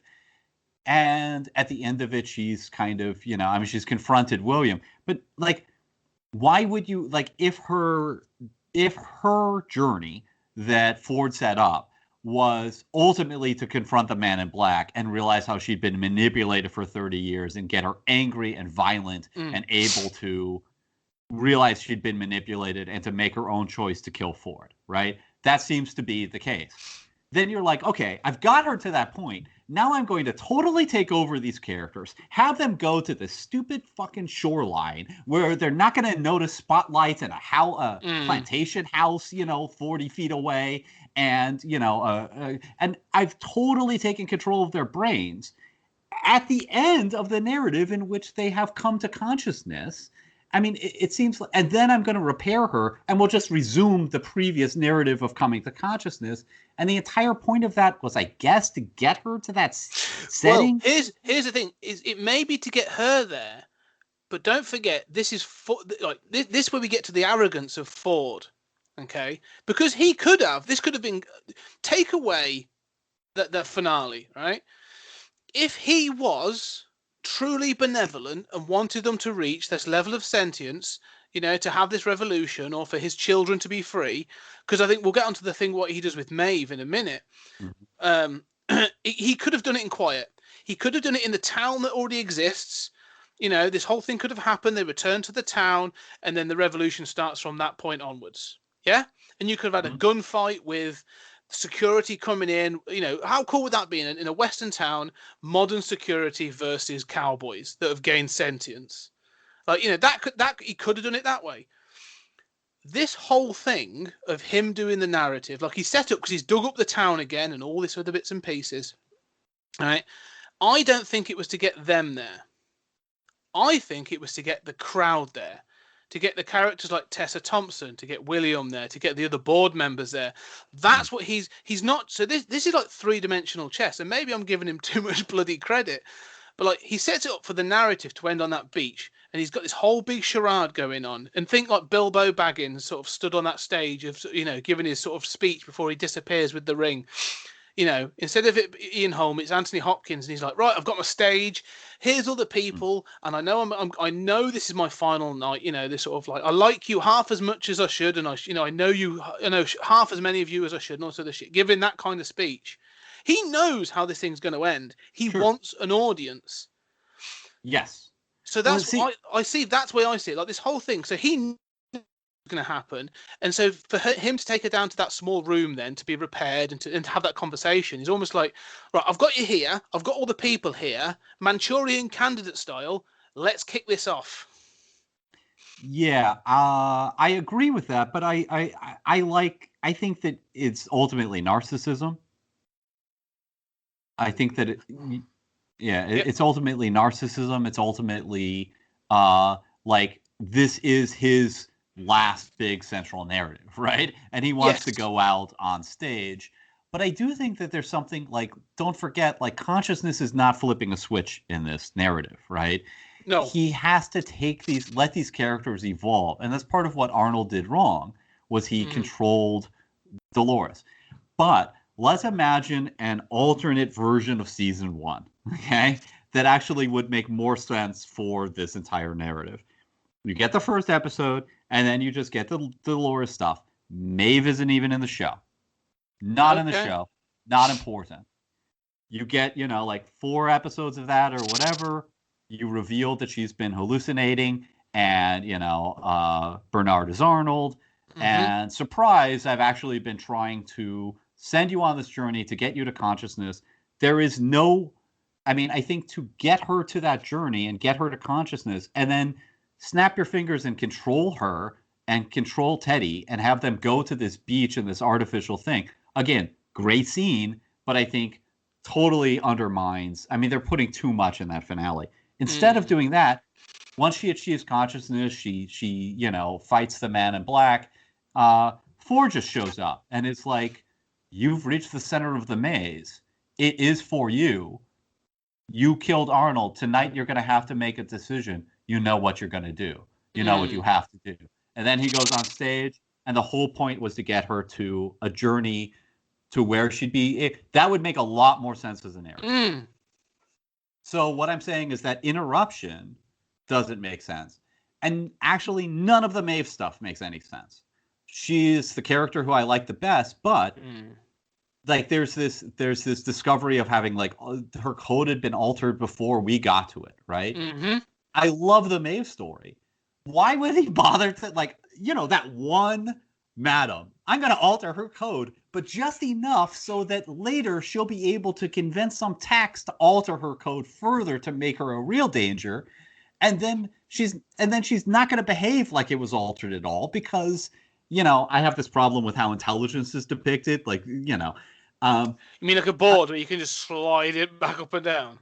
No, well, it's like, so she specifies that she wants to be like as intelligent as possible. Yeah. And then she actually gets stupider. Yeah. And then she's like, take down the loyalty, because I don't think loyalty's done me very good, has it, boys? And she's acting is fantastic. But what does she do immediately after that? She becomes the most loyal. She's concerned about Clementine. Yeah. Like Clementine isn't real. Why do you risk your existence having achieved consciousness to help out? You're actually more loyal than in the past. Then she's loyal at the end to her daughter, who she knows isn't her daughter. She's like become hyper sentimental instead of hyper intelligent. I think the thing is they're trying to convey something in a clumsy manner, aren't they? This is the thing, because Maeve is almost like Plan B. Because you find out that she's given a code. It's a new narrative called Escape. So she's going to get some other host to back her up, and and she gets the woman with the with the snake tattoo and the outlaw. And I love when she reveals the safe's empty, and he's been chasing this empty safe in a loop. I like that is again so tragic. I mean, you look at it, and you're like, you're literally chasing an empty safe. You're chasing a prop repeatedly, and I do love that. And so when they fight back, I'm almost a bit like, yeah, you fuck them up. Go on, just fuck them all up. Because it's like, but she is this narrative, and I think the thing seems to be put in place for her is an ability to make decisions. Because that's what, as he's talking at the end, and it sort of comes around to this final thing. And you're right. While she gets rid of her loyalty and she's increased her intelligence, one of the things I've learned about as I've got older, and this other thing is you have intellect. Yeah, you have your sort of your intellect, your I suppose you would call your sort of factual intelligence, and then you have your emotional intelligence. And they're not entirely linked. You can have people that are incredibly intelligent and have no emotional intelligence at all, and vice versa. And then there's in all different combinations. And it sort of seems to me that as Maeve evolves, it's her emotional intelligence that seems to grow. Like, she has got no respect for anybody, any humans. Like, she draws a line. Like, quite happy to see some of these technicians go. And let's be fair, some of these technicians are creeps, like really creepy people. And so I've got I think this is again one of those things of like, they make them creepy so you don't feel so bad when they're gutted, and I'm fine with that. But almost as she evolves, like, her emotional intelligence grows as well. Like, yeah, all right, you've removed my loyalty as a factor. However, intelligence seems to come with sentimentality. Like, I'm evolving into almost like a better person, which I know doesn't quite work. But it's supposed to be about her intelligence, isn't it? It's about her evolution, because she sort of does see Clementine as an importance in her life, and then she then makes the decision at the end. Like, she could keep on that train. Okay, so she's gone through. Her plan seems to, not her plan, sorry, the plan that was laid out in her programming has worked. Luckily for whatever the way it's supposed to. She's sat on that train, like that technician I forget the guy's name, that has basically sort of like supported her throughout this, the Asian guy, like, yeah, that guy's going to prison. As aiding and abetting in somewhere like that, guy's going to jail for everything that's gone on. Like, you can't just be like, I was held hostage by a host. Like, you could have told someone, you could have run away at any point. Like, you're going to jail. But when she sat on that train and she sees that thing, she makes the decision to get off and go back, and she's obviously going to go hunt for her daughter. And again, so it's this that they're trying to portray here quite clumsily that she has reached a point where she can make emotionally intelligent decisions. Yeah, that's how I saw it. I like the idea that she's reached the end of that like prescribed narrative, and I like her saying, "No, I make my own decisions." But of course, she's just said that like a few episodes earlier when they've revealed that she's a robot. She's like, "No, I'm not. I've made my own decisions." No, you're programmed to. Here's the code. A few episodes later, she's shown the same kind of code. Like, oh, we found a deeper set of code. Take a look at this. And she's like, no, I don't believe it. That's actually really stupid. So, like, why did you have a scene in which you pumped up her intelligence and decreased her loyalty? Everything you're saying would work if you just didn't have that scene. But that scene comes at the end of an episode, and it's so problematic because it defeats the entire point of any thinking that Ford is behind this. Because, look, you can say Ford recognizes a role of chaos, but he certainly cannot predict that will happen.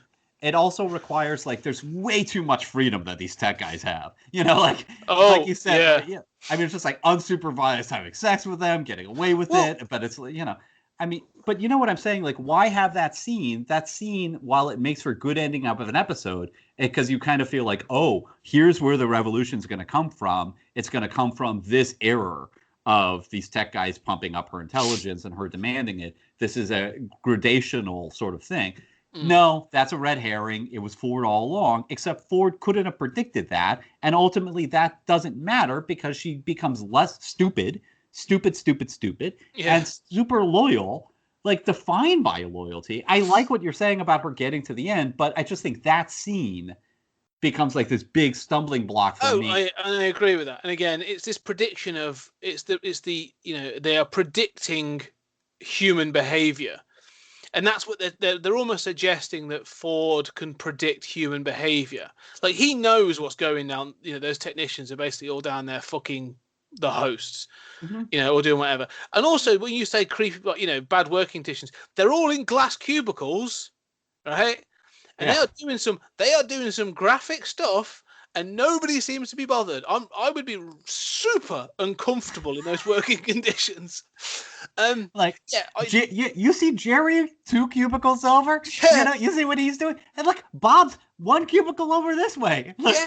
Like that final episode. That's a child robot. I know it's not a child, but like it looks like a child. Like, yeah, I've got real concerns about Jeff. Like, he seems to be taking his work too seriously. I'm not sure, but that final scene when the guy starts to, he's basically lubing up to, jerk off or have sex with the outlaw robot, and like you say, he's just gone through a glass of double doors, and the other guy's and the guy's just like, oh, you, God, one day you're going to be found out. I'll be like, no. You go find if you're doing that, you go find a dark corner and you can do what you want, but you do not do that while I'm in here.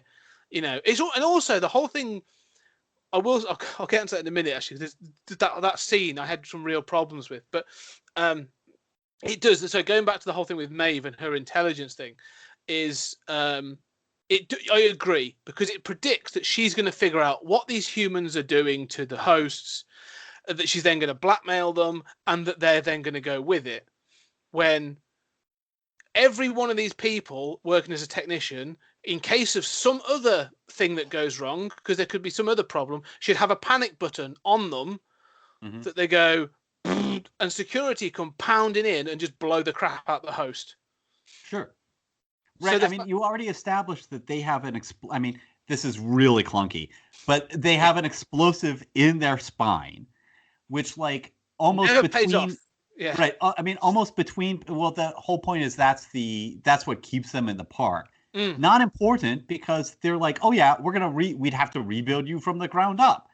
I had completely forgotten that until I saw this again, and it's like, oh yeah, the Maeve that escapes the park is a totally different Maeve. Yeah. They rebuilt her between panels. So you just see her being built, and it's like, 5 seconds later, oh yeah, we replaced that. The guy comes in and just grabs a L5 or whatever.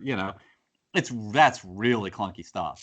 Yeah, I hate that whole thing of, oh, we just downloaded your intelligence and all your memories into this new body. It's sort of, I'm like, oh, also we can run around and do all this stuff without being observed. We can also screw with a new body it's being developed, and order a new body.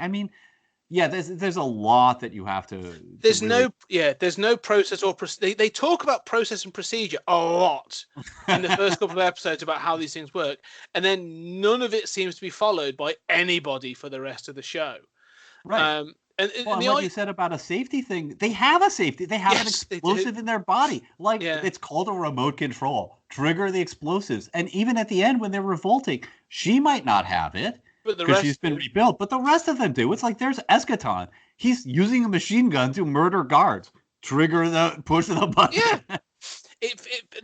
You're right about that. And again, it's the reason they have these glass, cabinet style offices, so you can see what's going on, and you see people walking amongst them all the time. And so the moment at the end when the guy is sort of sat there with his headphones in, and he's basically about to sexually assault one of the hosts, and then you see behind him the female, the red snake tattoo woman beating up and killing pretty much the other technician. It's almost played for comedy. Yeah. And I'm like, you've never had this tone in this show before, and now you're almost going for Porky's level comedy for something. And I'm like, you've got a guy masturbating to a host while the other guy's getting beaten up by a naked woman. Like, I'm not sure if you're supposed to go for shocking or funny. Like, I'm not sure how that scene is supposed to come off. And if I'm honest, I don't think the actors do either. Yeah. Yeah, and so No, I mean, I think you're right. That scene made me uncomfortable, and I think that what works for me is the horror of seeing, like, behind him, this robot is murdering somebody and he's unaware. But, like, you know, so he's unaware, but they're still in a glass cube, and there's still loads of other people around. Somebody else should be aware. Yes, this is true too. But I mean, like, I think that horror aspect works. Like, he's got the headphones on, so he can't see what's behind him or hear it.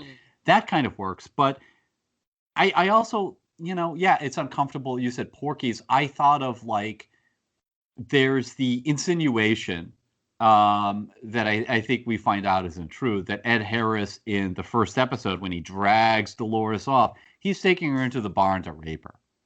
And there are references to, you know, rape, and lots of people, you know, the show doesn't see it. For as much as the show gives you a lot of violence, it really doesn't pull its punches. It tastefully steers clear of that kind of stuff. And then all of a sudden in this final episode, it seems to me, you know, he's about to rape Eschaton. And I almost feel like, okay, so this is a departure. It is kind of played for laughs, like a kind of weird Gremlins horror comedy kind of thing. But also, like, it's a guy. So it's like, ha ha. I don't know. I mean, there's something weird about that. It's one of those scenes that, you know, again, like, you've had this whole... Because then it sort of he turns around, and, like you say, Eschaton gets up and guts him. So he's been sat there sort of conscious, accepting it, you know, waiting for his moment. And I get you've got to get them escaping. But to me, it came off like, I say Porky's, but if you say the horror, it came off like one of the later Friday the 13th, or, you know, Sleepaway Camp, you know? Yeah, it's too... Yeah, it's almost like, you know, they've gone, oh, this will be shocking. I'm like, not really. I've seen this in the 80s a lot. You know, this kind of, like, Jason's done this. I don't know. It's the one scene that seems to stand out throughout the whole show, where I just sort of go, this feels like someone else wrote this. Yeah, cringe. You know? Yeah, it's the one thing where I'm like, this is really bad. Because the other two technicians, they do stuff. You know, the beardy guy and the Asian guy, like, they make bad decisions and they do stuff. But at no point do I feel it's being played for comedy. You know, they're not comedy sidekicks. Like, they are proper terrified of what's going on and feel really uncomfortable. And so that's always played where I'm like, yeah, these guys are stupid, but I'm not taking them as the sort of like Abbott and Costello of the whole situation. So, I mean, the stuff that you brought up about these scenes lead me to a couple points. One is that, in addition to sort of like, how do these narratives play out? We were talking about, like, the death at the bomb thing. I also think it is very inconsistent what Control knows about these hosts. So there are times where, like in the whorehouse, they just push a button and they're like, oh, we'll just task these other ones to do it. So they can push a button and change the intent of one of the robot's minds and give them, you know, a new idea. And, like, look, it's fun seeing Maeve play with a voice command function and stuff. But they seem to have this phenomenal level of control. And at the same time, how would you be utterly unaware of, like you can see what they're doing at all times? Maeve is having conversations about how this isn't reality over and over and over again. You are seeing this. You certainly have a recording of this. You have a transcript of what she's saying on the device. I was going to say, whether it through be the script or improvisation, like, it's in there. Like, it must be recording it. At some point, someone must be letting these men going, like, yeah, she's having some real sort of existential conversations. Yeah. Yeah, and she's openly saying stuff like, you know, this isn't reality, you know, which is one of the key things that you see in that check that they do, that they're concerned about. I mean, then you have hosts going off and disappearing, and it's like, oh, he's in the mountains. Well, they have GPS. That's how you know that. So you could track their location back. You have recordings of that. They never do that kind of thing. No. there's a lot of moments where I find that all very convenient. Well, the other thing is, I find, they're all well equipped with guns and everything whenever they need to be when they're out and about. Like your security guy, is pretty tooled up when he needs to be, and he's very competent. But the other thing we find out is you, with a voice command, freeze motor functions, fine. And if that doesn't work, they can literally freeze everybody in a scene from control when they need to. Yet there are other times when they're not. And because the other thing that I was accident. The other thing I was curious about, accidents happen. Yeah. As in natural accidents, rocks fall, things fall over, and these robots have got motor functions and this other stuff. This is fine, right?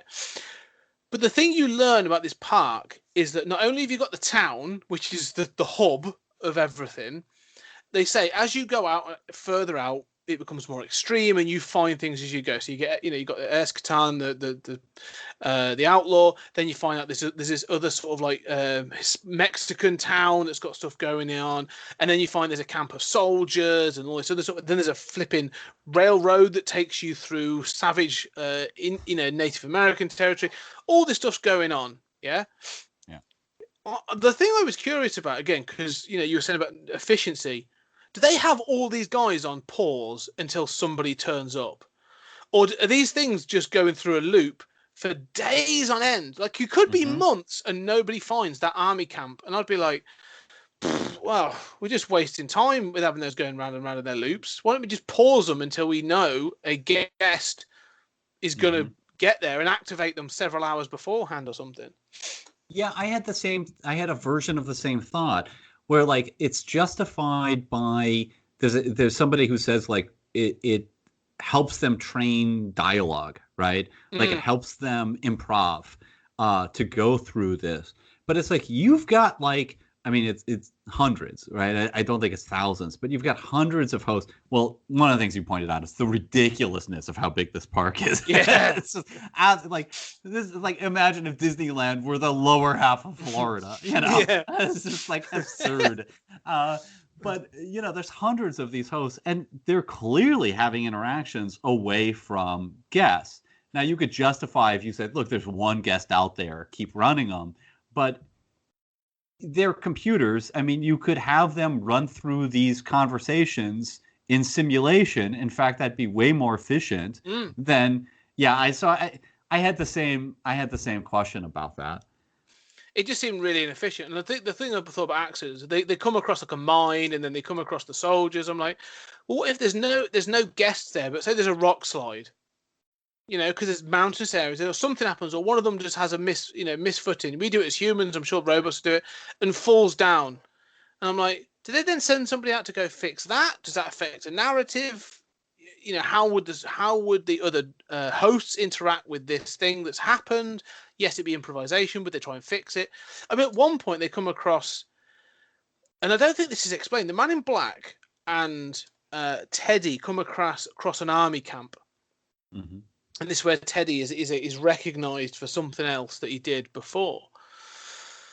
And they say about Wyatt doing something, and you see a bunch of guys that have been sort of dismembered. Like a guy's had his hands chopped off, and another guy's had some other stuff done to him. And they're like, "Oh, that must be Wyatt's doing," and they're bleeding fresh blood.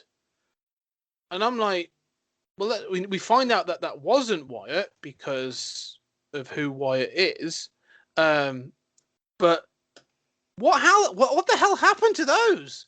Yeah, the whole Wyatt thing doesn't make any sense. That falls apart towards the end. Yeah. Yeah, but also like they all seem to like remember Wyatt, right? Now, Wyatt is Dolores from 35 years ago, right? But she's become this mythical figure. Right. So there are really two Wyatts, right? There's Dolores, who probably Arnold didn't say, you know what? You're named Wyatt now for the sake of this narrative murder of me. Well, yeah, he never says it. It just turns up as it's a file name that he downloads to her. That's all. Yeah. So that's a good point, right? So that's the origin of the name. But then subsequent to that, as part of Ford's like master final narrative, he has made them remember at least dimly, if they can't imagine the person, but they remember interacting with Wyatt. Clearly, Marsden's character, Tom, what's his Teddy. name? Teddy, remembers, because he's a teddy bear, remembers Wyatt and being in the war with Wyatt, and then Wyatt went crazy.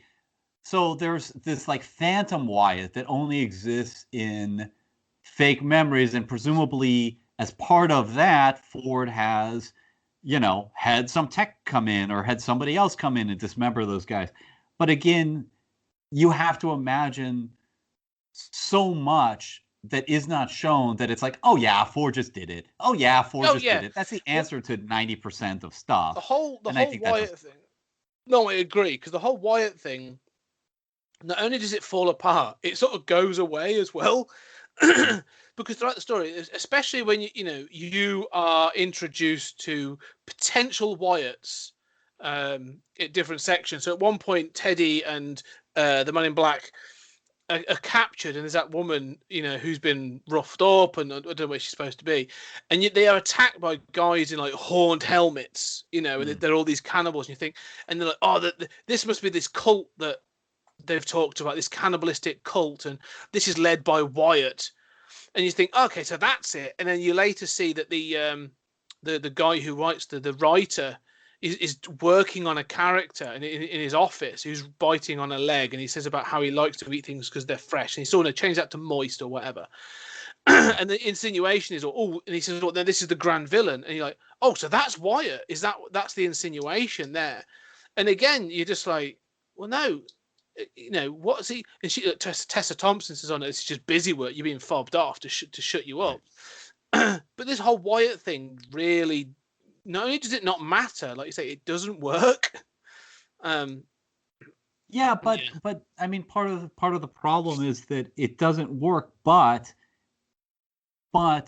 they want to have their cake and eat it too, because the revelation that Dolores is Wyatt is one of the several revelations of the final episode, and that's supposed to be a gut punch, and it is for, I think it works for her and for that narrative of like 35 years ago, but you then have everything of Wyatt in the present was all misdirection. This was all just a series of red herrings that took multiple episodes. It's pretty frustrating.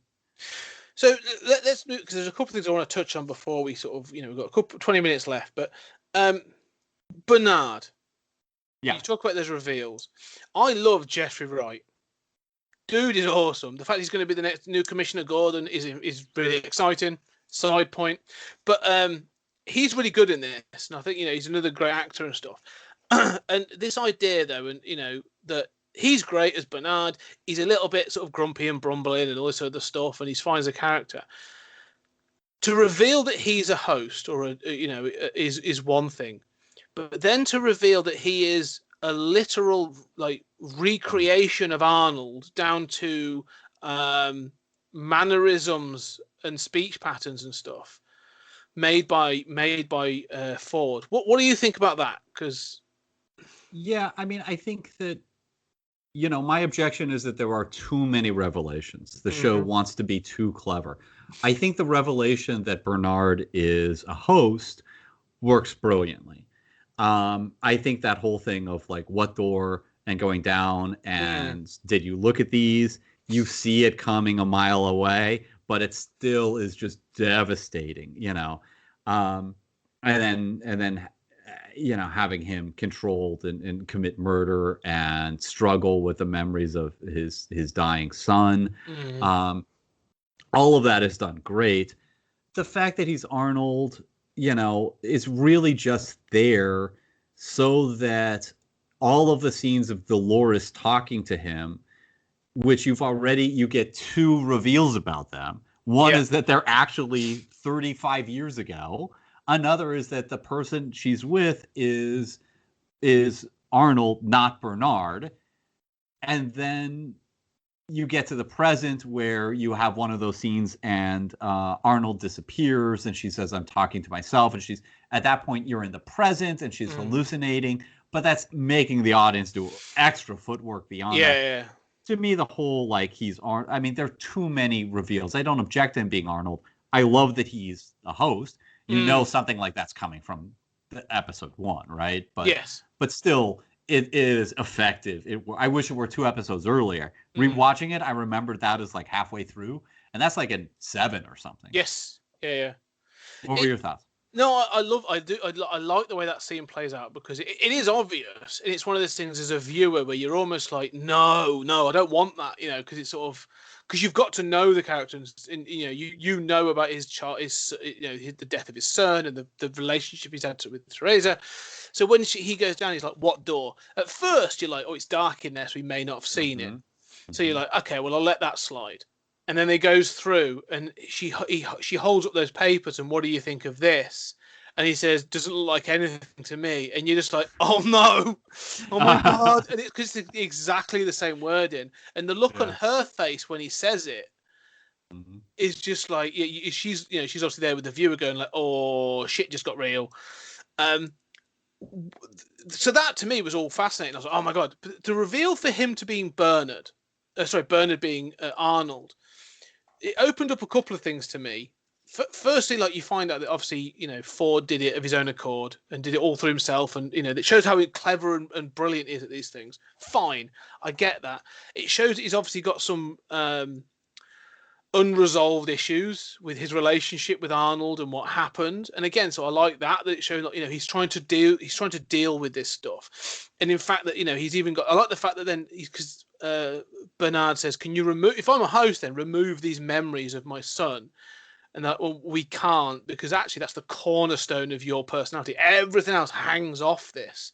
And again, that's really tragic when you're like, no, that's literally the core of you. And like, how sad is that's what you are built around.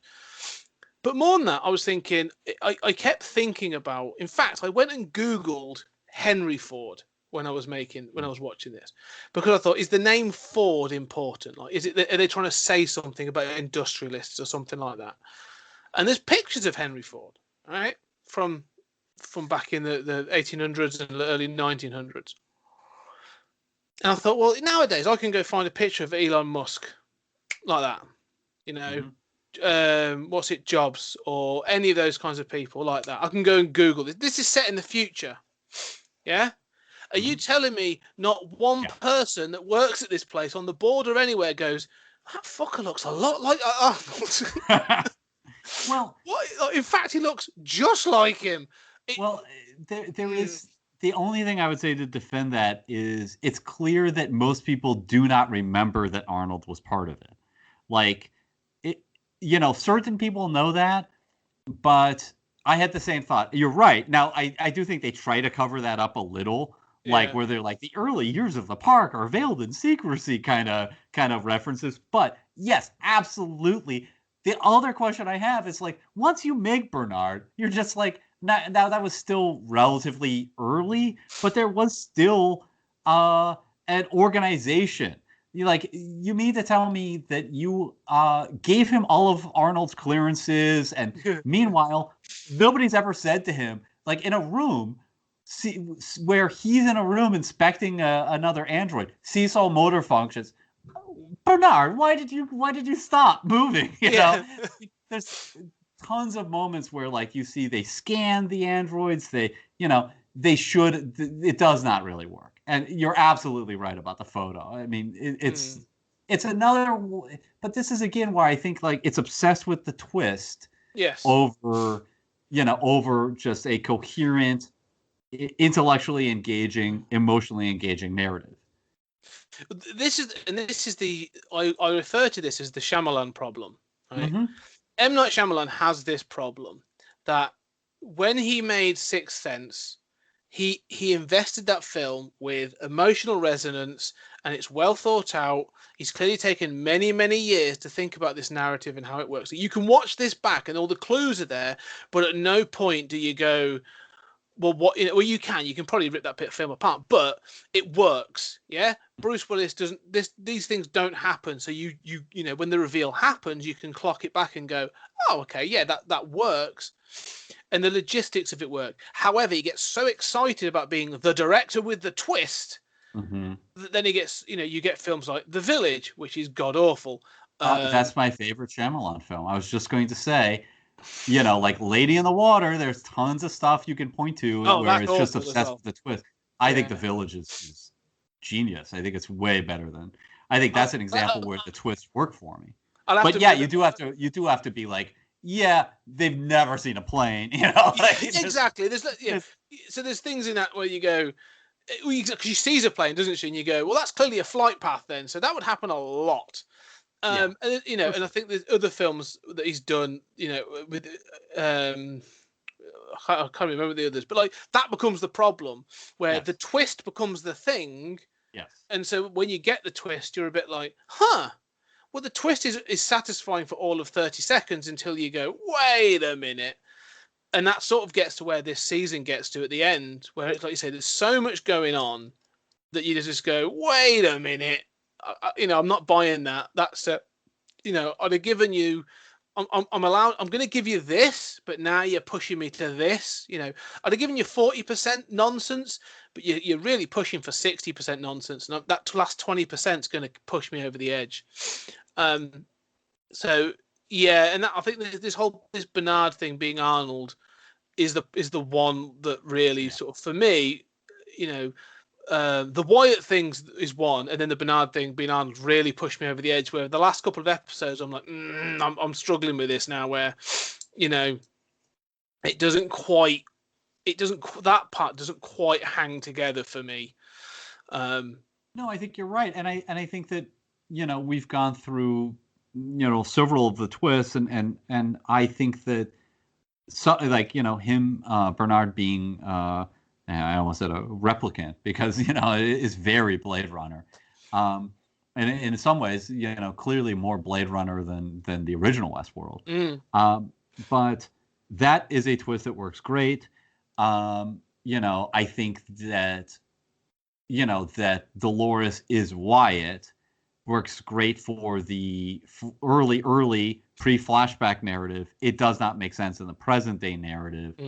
But I'm with you that sort of seeing this the first time and incidental episodes here and there, I thought that this was all sort of Lisa Joy and Jonathan Nolan sort of trying to make that puzzle box Chris Nolan thing and being too obsessed with because I think Shyamalan is sort of famous for the twist being horrible at this point, but trying to do the Chris Nolan thing, and kind of being too in love with being the clever writers, Yes.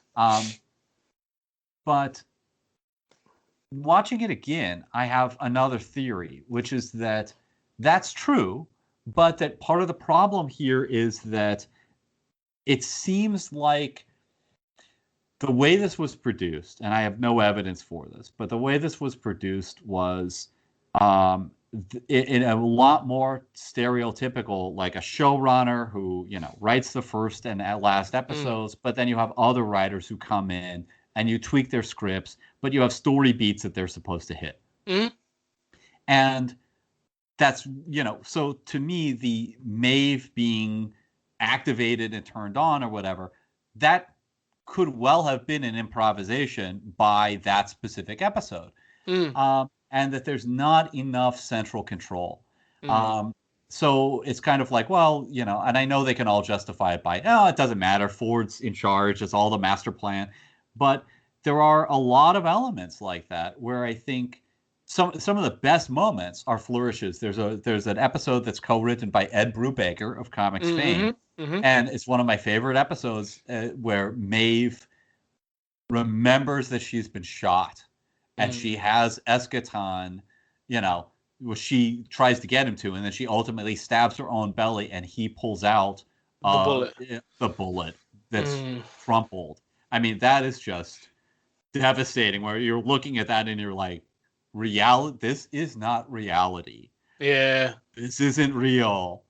We've done this before, and the hooded guys underneath the floorboards, like that is some killer stuff. And that was not in like the story beats to hit, right? That was the episode writers hitting that and doing awesome stuff. But I do think that there are along the way these elements that it's not as tight and coherent as it could have been because they're using more of that structure. That's my theory right now.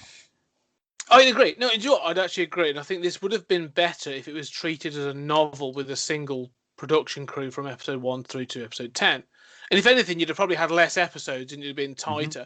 If anything, one of the things I'm seeing now, and I'm going to use a weird sort of comparison, is some of the stuff that's being done on like Disney Plus. Because Disney Plus now, with say The Mandalorian and say let's use WandaVision as examples, because it's run and done by thinking you've got a very tight control and they're doing certain things. Like an episode could be 36 minutes long, or it could be 50-minute long, or it could be 25 minutes long. Like they're like, here's the story we want to tell in this episode, and we're going to do it. It takes up this amount of time, and if it takes 30 minutes, it takes 30 minutes. If it takes 40 minutes, it takes 40 minutes. Because this was made for television and is often, for a period, they're like, you got 10 episodes and they're going to be an hour long. Go. And so you do get that feel as with this, with many of these shows where it's like, okay, well, here's the story I want to tell. It fits 40 minutes. But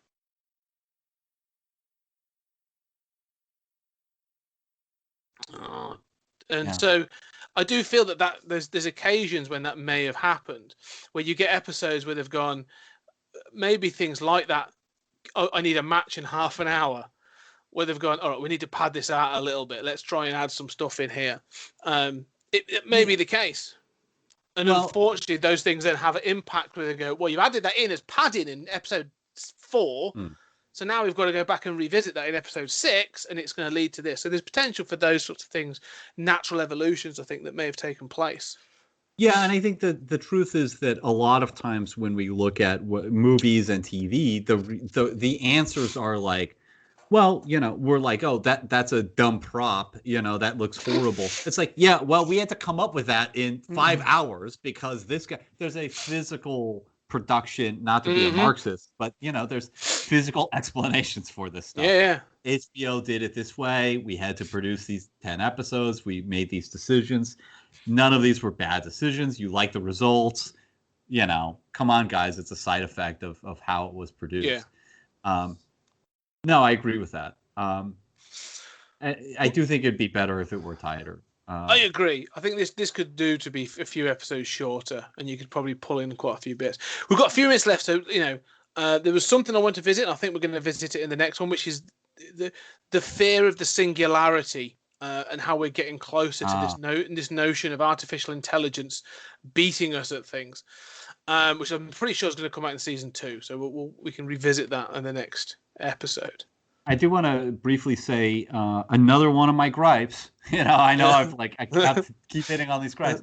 Is you mentioned with like the rock slides, it is clear. Like I don't know how to you're told that the host can't hurt anyone, yet they're clearly shown punching the man in black and punching William, and it's like, yeah, okay, so those guns don't work. They bounce off of the man in black, but clearly they're beating up, I thought they couldn't hurt people, but then they are, and, people are gonna get bones broken. Now, maybe that's part of the fun of the park, you can rationalize, but somebody's gonna die in an accident like this. And also, I think that's one reason why they don't show the other parks, is because if you got a gunslinger park, it's easy to just go, those guns are programmed to fire bullets that I guess bounce out, are made of, I don't even know. What's stupid is that is as dumb as the original WestWorld. It's something you can't get away. You can't get away from that because there's several knife fights in this. There's punch-ups. There's people being thrown downstairs. At some point, something happens and someone gets. You must be signing waivers that says basically anything that if you get hurt by anything in this, you are good. That's the point of the park. I mean, the man in black is literally going to make it more like the point he goes like, well, I can't be hurt, but I want to be. That the risk, the fear is what really drives me. I'm like, all right, wait till someone tries to knife you. That's what you want to happen. And I still think there must be occasions, because they look so real, where two guests must have knifed each other. Yes, exactly. I was And thinking then the same thing. You have a knife fight. Oh shit! This has gone wrong. Somebody throws a knife in a bar brawl. You know, glasses someone. I've seen people being glassed. Like it can do some damage. Yes. So anyway, time is coming to an end. So there are definitely things we will try and come back to with this second season. So in the next episode, we will be hitting on the second series of Westworld. But Julian, any final thoughts then? On season 1 of Westworld. I just want to say I love this show. Mm-hmm. I feel like I've done nothing but 75% complain. But it's because I love this show so much. And I think that first episode is an A/A+, and the whole season, despite all of its flaws, all of the things that will drive you crazy, is a solid A-. I mean, like, this is still a fantastic show. You will want to watch the second season. You will want to continue. I love the show. What about you? No, again, I agree. I mean, it's a really solid season of television. Like, this is you called it sort of like prestige TV making. Like, this stands up and it stands the test of time. It's only 4 years old, but it's good. It's good TV. The cast is great. The acting and the standard of acting in this is movie quality. The cinematography in this as well.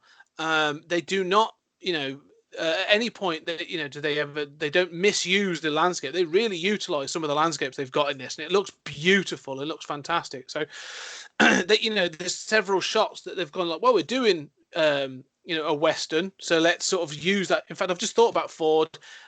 Could it be a reference to what's it for the Western director? So that's another thing. But yeah, I really enjoyed this show. There are things that as I went along and as I'm watching it for this person, I'm like that wrangles me a little bit. But other than that, like, no, it's solid TV. It's entertaining. Like, there's few TV shows where I get to the end of a season and I'm like, do you know what? I could come back to this in a few years and watch this all over again. And this is definitely one of them. So yeah, I'm really looking forward to season 2. Season 2 I watched intermittently when it came out, and so I remember bits and pieces of it. So I'm really looking forward to seeing what season 2 has to offer. So there we go. So that's our analysis of season 1 of Westworld.